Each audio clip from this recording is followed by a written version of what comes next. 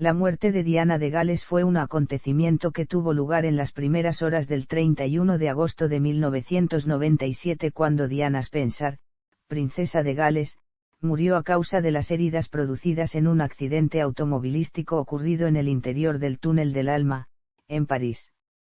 Su compañero sentimental, Daoudi Al-Fayed, y el conductor del vehículo, Henry Paul, murieron en el acto, mientras que el cuarto ocupante, el guardaespaldas Trevor Rees Jones, logró sobrevivir pese a sufrir heridas de gravedad.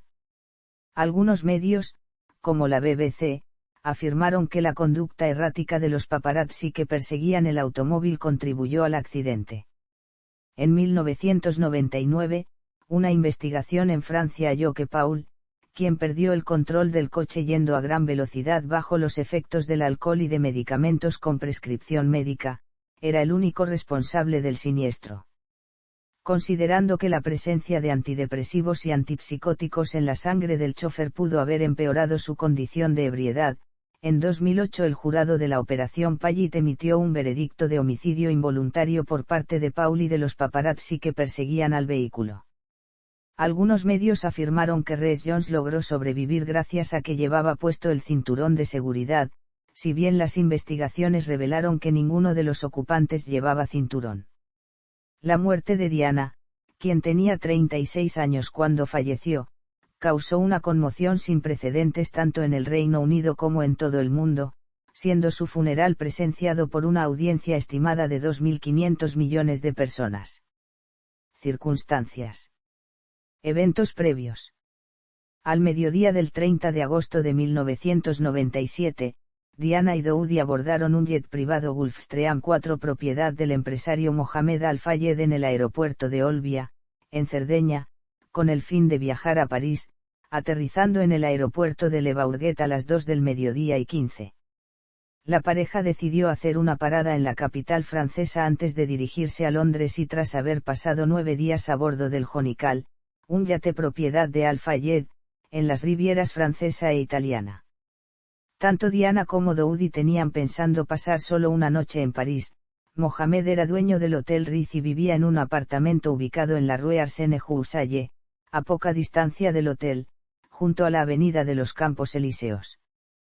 Tras llegar a la Villa Windsor a las 3 de la tarde y 47 para una breve visita, la princesa y Daoudi se dirigieron al Ritz, a donde llegaron a las 4:30. Hacia las 5:45, Daoudi acudió en coche con Trevor Rees Jones a la joyería Reposy, ubicada a pocos metros del hotel, con intención de comprar un anillo para Diana, quien entretanto habló por teléfono con el periodista Richard Key desde la suite imperial del Ritz, llamando posteriormente a sus hijos, quienes se encontraban en el castillo de Balmoral. Diana había expresado lo mucho que le gustaba un anillo que había visto días atrás en el escaparate de la joyería Reposy en Mónaco. Con el fin de regalárselo a la princesa, Al-Fayed pidió que la tienda de París tuviese el anillo en cuestión para el 30 de agosto. Tras describir la pieza que buscaba y ver 4 o 5 anillos que no llegaron a convencerle, Al-Fayed salió de la tienda a las 5 de la tarde y 50 llevando consigo únicamente un folleto. A las 6:20 Claude Roulet, vicepresidente del Ritz, acudió a la joyería por orden de Daoudi y reparó en un anillo de la colección Dismoui que llevaba puesto Angela Reposy, esposa de Alberto. Roulet llevó la joya al hotel y se la entregó a Daoudi. A las 7 horas, Al-Fayed y la princesa abandonaron el Ritz para dirigirse al apartamento de la Rue Arsène-Joussaye, a donde llegaron a las 7:15. Ambos habían planeado cenar en el restaurante Sie Benoit, donde tenían una reserva para las 9:30, la cual finalmente se vieron obligados a cancelar debido al acoso de los reporteros, quienes aguardaban a las puertas del apartamento, del cual Diana y Daoudi salieron a las 9:35. Después de acudir hacia las 10:15 a El Espadón, el restaurante del Ritz, la pareja, incómoda por las miradas de los clientes, decidió cenar en su habitación. El servicio de seguridad del hotel mostró preocupación por el extraño comportamiento en el restaurante de 2 clientes que tenían grandes bolsas de plástico a sus pies. Más tarde Daoudi llamó por teléfono a su padre y le comunicó su intención de volver con Diana al apartamento, algo que el empresario le desaconsejó debido a la presencia de un gran número de fotógrafos apostados frente al hotel. Henry Paul, jefe de seguridad del Ritz, recibió órdenes de llevar a la pareja en un Mercedes-Benz siglo 280 alquilado de 1994 de color negro, placa 688 LTV75, con el fin de eludir a los paparazzi. Un Range Rover conducido por el chofer habitual de Al-Fayed, Philippe Dourneau, abandonó el hotel en primer lugar a modo de señuelo desde la entrada principal en la Plaza Vendôme, atrayendo a un gran número de fotógrafos, aunque unos pocos, advirtiendo el posible engaño, se dirigieron a la parte posterior del hotel. Poco después, alrededor de las 12 de la noche y 20 del 31 de agosto, Diana y Daoudi salieron por la puerta trasera del edificio, en la Rue Cambon, rumbo al apartamento de Al-Fayed. La pareja ocupó los asientos traseros, mientras que Rhys Jones se sentó en el asiento del copiloto. Siguiendo órdenes de Daoudi de tomar diferentes caminos para despistar a los paparazzi que iban tras ellos, Paul, una vez abandonada la Rue Cambon y después de atravesar la Rue de Rivoli y la Plaza de la Concordia, condujo a lo largo de la ruta Georges Pompidou y los parques Cours la Reine y Cours Albertier en dirección al paso subterráneo de la Plaza del Alma. Accidente. A las 12 de la noche y 23, Paul perdió el control del automóvil en la entrada este del túnel del Alma, ubicado bajo el puente homónimo y compuesto de 4 carriles divididos en grupos de 2 por una serie de columnas que sirven de soporte a la estructura. El coche, el cual circulaba por el carril izquierdo de la calzada de la derecha, pasó rozando a gran velocidad el parachoques trasero de un vehículo que circulaba a 50 km por hora por el carril derecho.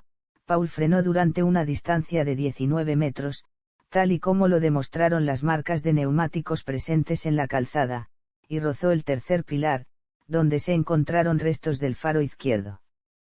Tras girar a la derecha y volver a frenar, esta vez durante más de 32 metros, el Mercedes se desvió hacia la izquierda y chocó frontalmente contra la 13ª columna del paso subterráneo.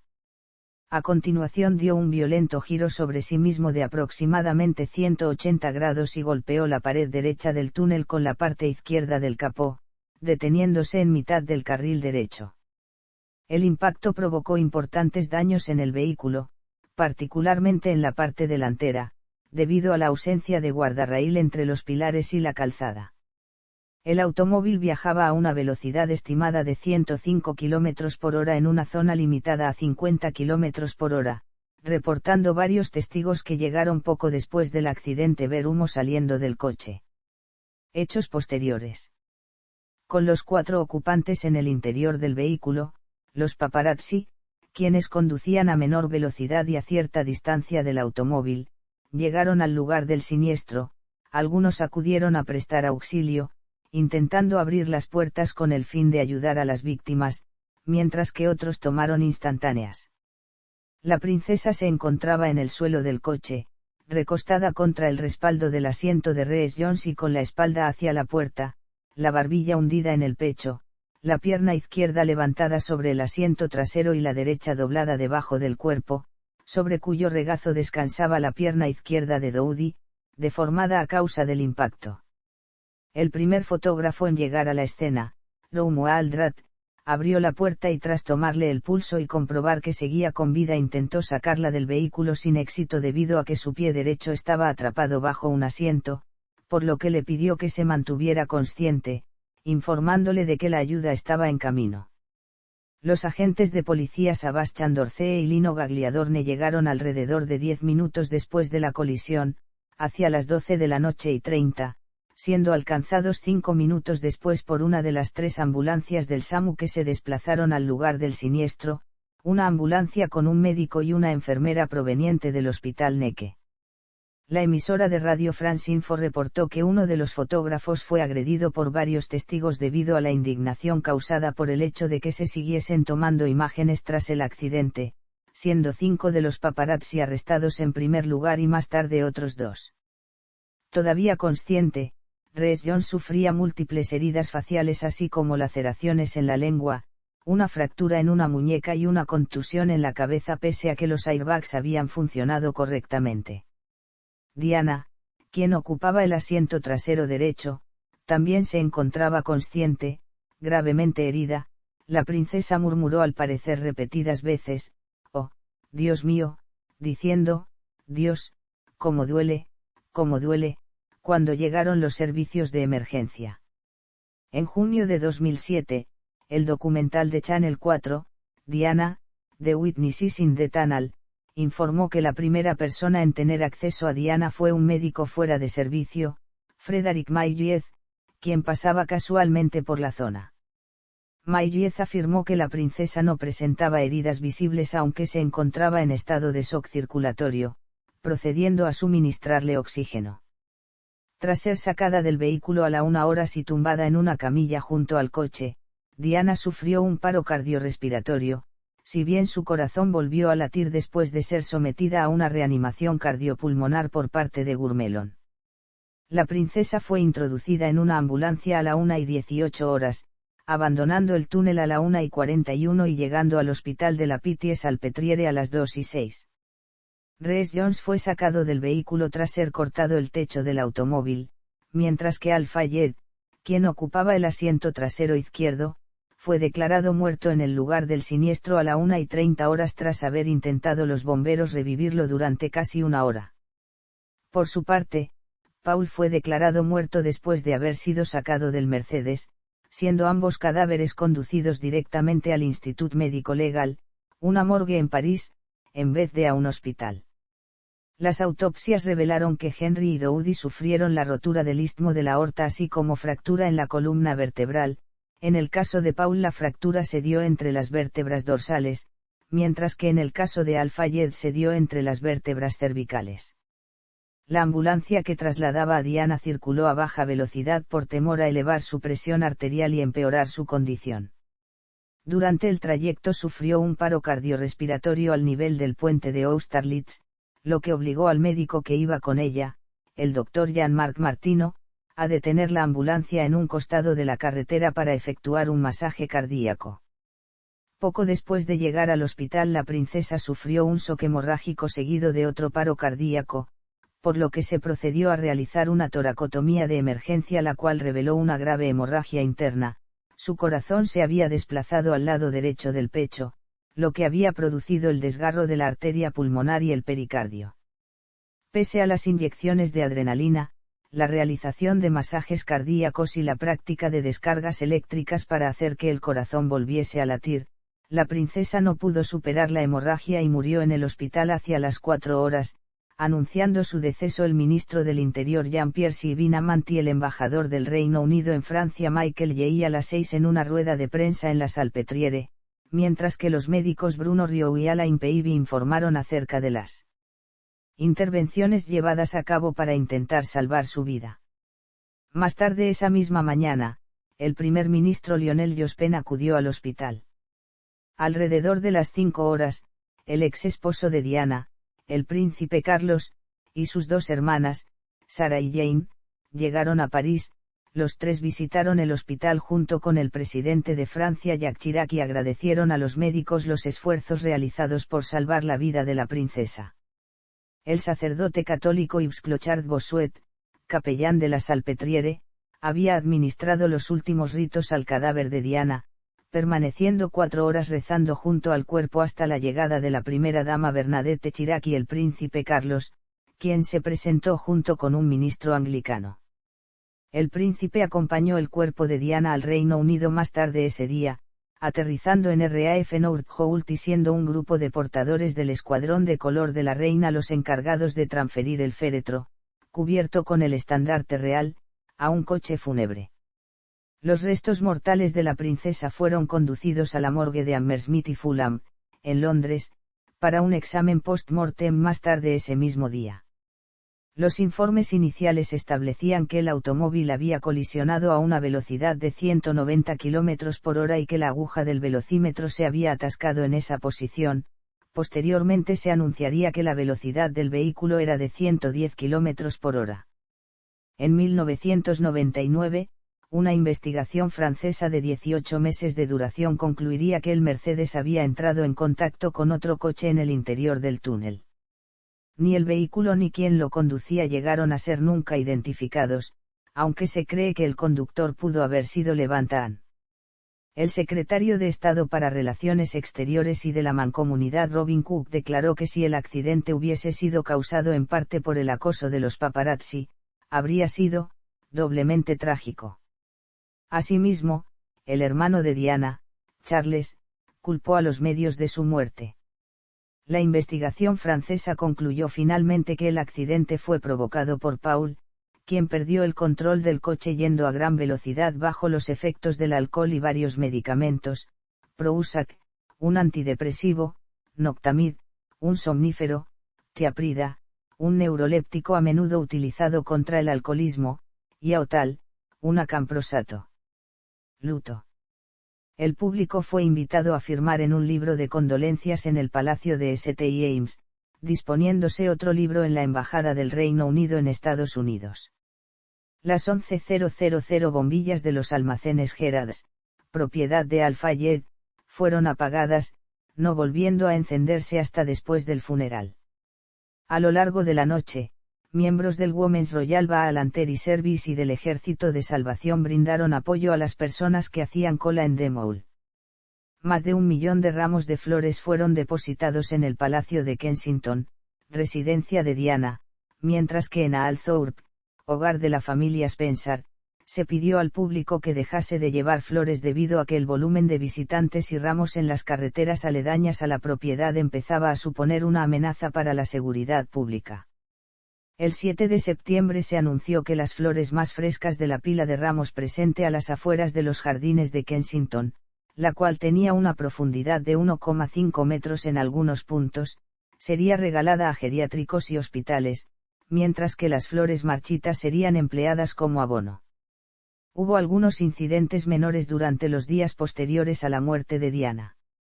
Un turista italiano, Fabio Piras, fue condenado a 1 semana de prisión el 10 de septiembre por robar uno de los ositos de peluche dejados como ofrenda entre los ramos de flores. Cuando la sentencia fue reducida a una multa de 100 libras, Piras recibió un golpe en la cara a su salida de los juzgados. Al día siguiente, 2 turistas eslovacas fueron condenadas cada una a 28 días de cárcel por robar 11 ositos de peluche y varios ramos de flores depositados a las puertas del palacio, aunque la sentencia sería reducida a una multa de 200 libras para cada una. Funeral y entierro. En principio hubo incertidumbre sobre si Diana recibiría o no un funeral de Estado puesto que a raíz de su divorcio en 1996 había perdido el estatus de Alteza Real. La muerte de la princesa de Gales provocó numerosas muestras de dolor por parte del público, contando el funeral con la presencia de cerca de 3 millones de personas. A las afueras de la abadía de Westminster, donde tuvo lugar la ceremonia, y en Hyde Park se concentraron multitudes de espectadores, quienes vieron el funeral a través de grandes pantallas instaladas para la ocasión. Entre los invitados se encontraban varios representantes de las organizaciones de caridad de las que Diana era benefactora, la primera dama de los Estados Unidos Hillary Clinton, la primera dama de Francia Bernadette Chirac, el cantante de ópera Luciano Pavarotti, y 2 grandes amigos de la princesa, los cantantes George Michael y Elton John. Este último interpretó Candle in the Wind 1997, versión reescrita de un tema de 1973 el cual dedicó a Diana. El estricto protocolo imperante en este tipo de ceremonias fue ignorado cuando los invitados aplaudieron el discurso pronunciado por el conde Spencer, quien criticó duramente a la prensa e, indirectamente, a la familia real por el trato dado a su hermana. Se estima que el funeral fue visto por 31,5 millones de espectadores en Reino Unido y por 2,5 mil millones de personas en todo el mundo. Tras el fin de la ceremonia, el ataúd fue conducido hasta Althorpe por un coche fúnebre de la compañía Daimler AG. Los dolientes arrojaron flores durante casi toda la procesión fúnebre y los vehículos incluso se detuvieron en la calzada opuesta de la autopista M1 cuando pasaba la comitiva. Diana fue enterrada en una ceremonia privada en una isla situada en medio de un lago llamado el Óvalo Redondo, en los jardines de Althorpe. Vestida con un traje negro de la diseñadora Catherine Walker, entre las manos de Diana fue colocado un rosario obsequio de la Madre Teresa de Calcuta, fallecida el día anterior al funeral. El lugar está abierto al público los meses de verano, donde previo pago se puede contemplar una exposición sobre la princesa además de caminar alrededor del lago. Reacciones. Familia real. La reina Isabel II expresó su consternación cuando tuvo conocimiento de la muerte de Diana. Por su parte, el príncipe Carlos despertó a sus hijos y les dio la noticia del fallecimiento de su madre.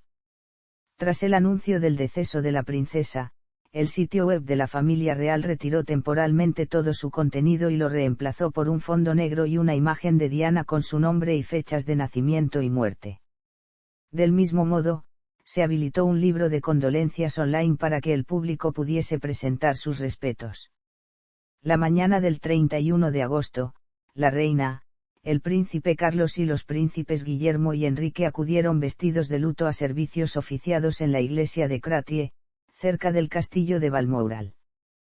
Posteriormente, la familia real emitió un comunicado expresando que Carlos, Guillermo y Enrique estaban, cogiendo fuerzas, y que se sentían, profundamente conmovidos, por la enorme gratitud del público, quien les mostró abiertamente su apoyo. Los príncipes Andrés y Eduardo se reunieron con los dolientes a las puertas del Palacio de Kensington como medida de precaución para conocer de primera mano el estado de ánimo de la gente, visitando Eduardo el Palacio de St. James con el fin de firmar en el libro de condolencias.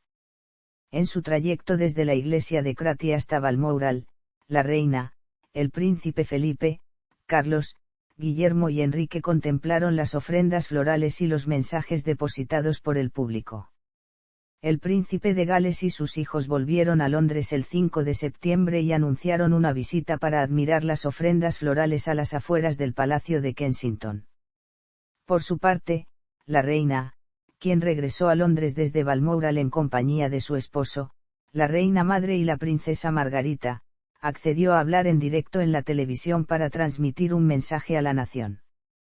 Sumado a lo anterior, también acudió a ver las ofrendas florales a las puertas de Buckingham, visitó el palacio de St. James, donde se encontraba el féretro, y saludó a la multitud que hacía cola para firmar en el libro de condolencias. La familia real fue criticada por su firme adherencia al protocolo, siendo sus esfuerzos por proteger la privacidad de los hijos de Diana interpretados como una falta de compasión.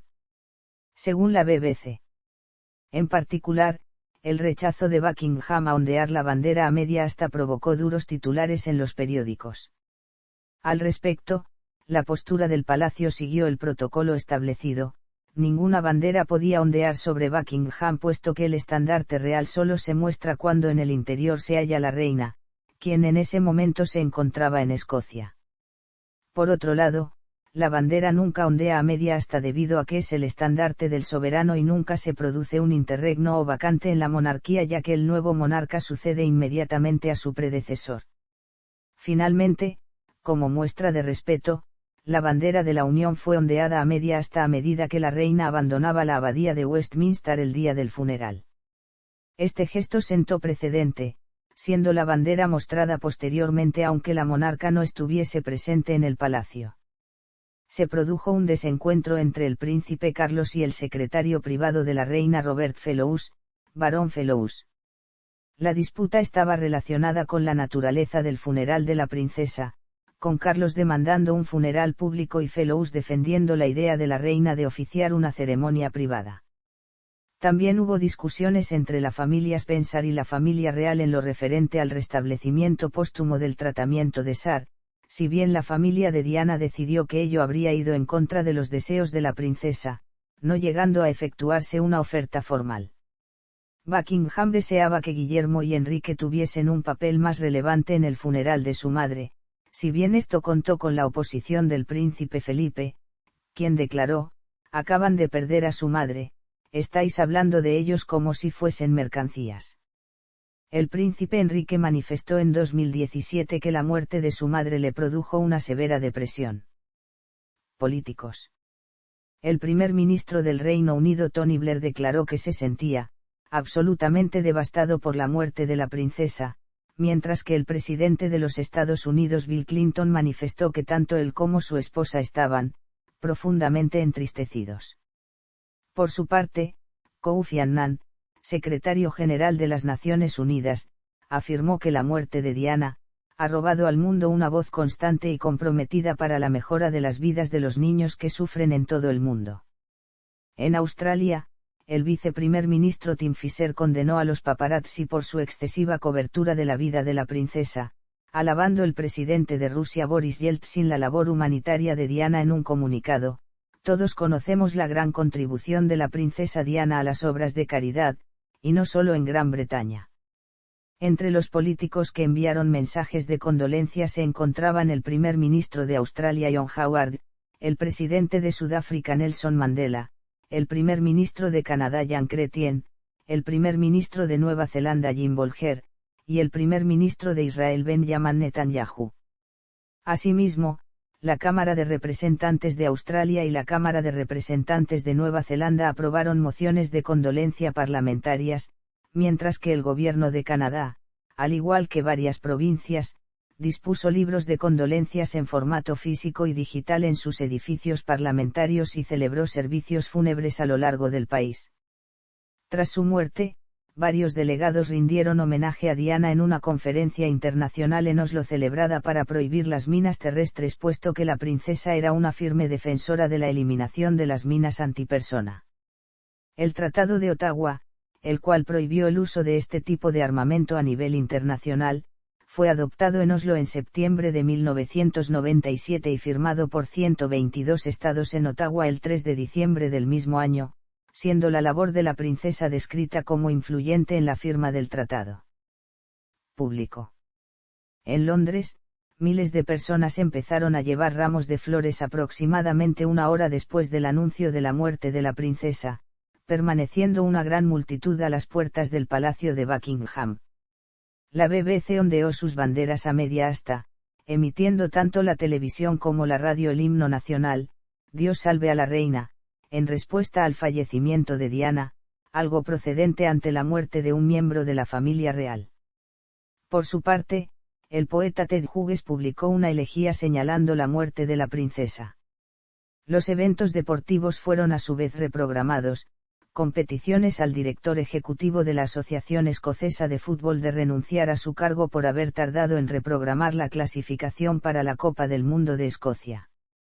En los Estados Unidos, el público se sintió conmocionado por la muerte de la princesa de Gales. En San Francisco, cerca de 14.000 personas marcharon a lo largo de la ciudad en una procesión el 5 de septiembre con el fin de rendir tributo a Diana por su labor en beneficio de los enfermos de VIH. En Los Ángeles, más de 2.500 personas transformaron un campo de béisbol en un altar con velas a modo de memorial, todo ello preparado por una organización dedicada a la lucha contra el SIDA. En París, miles de ciudadanos visitaron el lugar del accidente y el hospital donde murió la princesa, dejando ramos de flores, velas y mensajes. En la víspera del funeral, 300 miembros de la comunidad británica en París tomaron parte en un servicio conmemorativo. Del mismo modo, varias víctimas de minas antipersona en Angola y Bosnia honraron a Diana en servicios separados, recalcando cómo sus esfuerzos habían ayudado a tomar conciencia sobre el daño provocado por las minas terrestres. En Bosnia, un superviviente, Jasmin Kovjelik, quien conoció a Diana 3 semanas antes de su muerte, dijo que la princesa era nuestra amiga. En Egipto, país natal de Doudi, los habitantes visitaron la embajada británica para presentar sus respetos y firmar en un libro de condolencias. Muchas celebridades, entre ellas actores y cantantes, culparon a los paparazzi por la tragedia y condenaron su comportamiento. La Madre Teresa, quien conoció a Diana pocos meses antes del accidente, expresó su dolor por lo ocurrido, llevando a cabo las misioneras de la caridad oraciones por la princesa. El obispo de Bradford David Smith y el Consejo para las Mezquitas de Bradford realizaron oraciones para las comunidades cristiana y musulmana respectivamente. Jonathan Sachs, barón Sachs, llevó a cabo oraciones para la comunidad judía en la sinagoga Western Marble Arch, mientras que el cardenal Basil Hume presidió una misa de difuntos en la Catedral de Westminster. Impacto social y económico. Recepción. Memoriales. En los años posteriores a su muerte se encargaron numerosos memoriales dedicados a Diana. A modo de memorial temporal, el público escogió la Llama de la Libertad, un monumento situado en el extremo norte del Puente del Alma relacionado con la donación de la Estatua de la Libertad por parte de Francia a los Estados Unidos. Los mensajes de condolencia han sido retirados desde entonces y su uso como memorial en honor a la princesa se ha visto reducido, si bien aún se depositan mensajes en su memoria. Un memorial permanente, la Fuente Memorial de Diana, princesa de Gales, fue inaugurado por la reina en Hyde Park el 6 de julio de 2004. Investigaciones. En la ley inglesa se requiere una investigación en caso de muerte repentina o inexplicable. Antes de la investigación británica se llevó a cabo una en Francia, si bien el informe resultante, de 6.000 páginas, nunca fue hecho público. El 6 de enero de 2004 se abrió una investigación en Londres dirigida por Michael Burgess, coronel de la Casa de la Reina. Burgess solicitó al comisario de la Policía Metropolitana John Stevens realizar indagaciones relativas a las especulaciones de que las muertes de Diana, Dowdy y Henry Paul no habían sido un accidente, siendo la investigación conocida como Operación Paget y los resultados publicados en diciembre de 2006. En enero de ese año, Stevens explicó en una entrevista en GMTV que el caso era sustancialmente más complejo de lo que se creía. The Sunday Times publicó el 29 de enero de 2006 que los agentes del Servicio Secreto Británico estaban siendo interrogados debido a que estuvieron en París al momento del accidente. Asimismo, numerosos periódicos sugirieron que estos agentes pudieron haber cambiado los análisis de sangre de Paul por otros, aunque nunca se hallaron pruebas al respecto. La investigación sobre las muertes de Diana y Dowdy fue abierta el 8 de enero de 2007, con Elizabeth Butler-Sloss como jueza investigadora de la Casa de la Reina para el caso de la princesa y jueza investigadora adjunta para el de Al-Fayed. Butler-Sloss tenía intención de prescindir de un jurado, si bien su decisión sería revocada por el Tribunal Superior de Justicia y la jurisdicción del coronel de la Casa de la Reina. El 24 de abril, Butler-Sloss abandonó el caso argumentando carecer de la experiencia necesaria para afrontar una investigación con jurado. Finalmente, Scott Baker fungiría como juez, aceptando el caso el 13 de junio en calidad de coronel para Inner West London. El 27 de julio, tras las declaraciones de los abogados de las partes interesadas, Baker publicó una lista de cuestiones que probablemente se plantearían en la investigación, muchas de las cuales habían sido tratadas con gran detalle por la Operación Paget. La investigación judicial empezó oficialmente el 2 de octubre de 2007 con el juramento de un jurado compuesto por 6 mujeres y 5 hombres. Baker llevó a cabo una extensa declaración de apertura en la cual dio las instrucciones generales al jurado y presentó las pruebas. La BBC reportó que Mohamed Al-Fayed, tras haber afirmado reiteradamente que Diana y su hijo habían sido asesinados por la familia real, criticó de inmediato la declaración de apertura, tachándola de parcial. La investigación tuvo en cuenta las pruebas de personas vinculadas a Diana y a los eventos que llevaron a su muerte, incluyendo Rhys Jones, Mohamed Al-Fayed, Paul Barrell, la madrastra de Diana y el ex jefe del MI6. Baker inició su resumen al jurado el 31 de marzo de 2008, empezó manifestando que, nadie excepto ustedes y yo y, creo, los caballeros en la galería pública con Diana y Fayed pintados en su frente llegamos hasta el final de cada palabra de evidencia, concluyendo que no había, una pizca de evidencia, de que la muerte de la princesa había sido ordenada por el príncipe Felipe u organizada por los servicios de seguridad. El juez terminó su resumen el 2 de abril, tras lo cual el jurado se retiró para considerar 5 veredictos: muerte por negligencia de cualquiera o tanto de los vehículos que los perseguían como de Paul, muerte accidental o veredicto abierto. El jurado declaró el 7 de abril que la princesa había muerto por la conducción gravemente negligente de los paparazzi y de Paul. Los príncipes Guillermo y Enrique publicaron un comunicado en el que afirmaban estar de acuerdo con los veredictos y sentirse enormemente agradecidos. Por su parte, Al-Fayed declaró que aceptaría el veredicto y abandonaría su campaña de 10 años para probar que Diana y Daoudi fueron asesinados en una conspiración.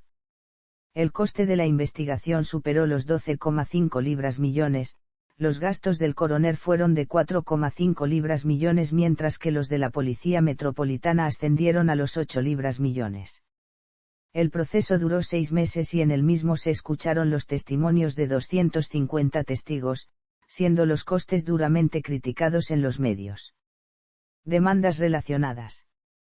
9 fotógrafos que habían estado persiguiendo a Diana y Daoudi en 1997 fueron acusados de homicidio involuntario en Francia, si bien los cargos serían retirados en 2002. 3 paparazzi que tomaron instantáneos momentos después del accidente sufrieron la confiscación de sus fotografías y fueron juzgados por invasión de la intimidad por el hecho de haber tomado imágenes a través de la puerta abierta del vehículo. Los fotógrafos fueron absueltos en 2003. Teorías conspirativas.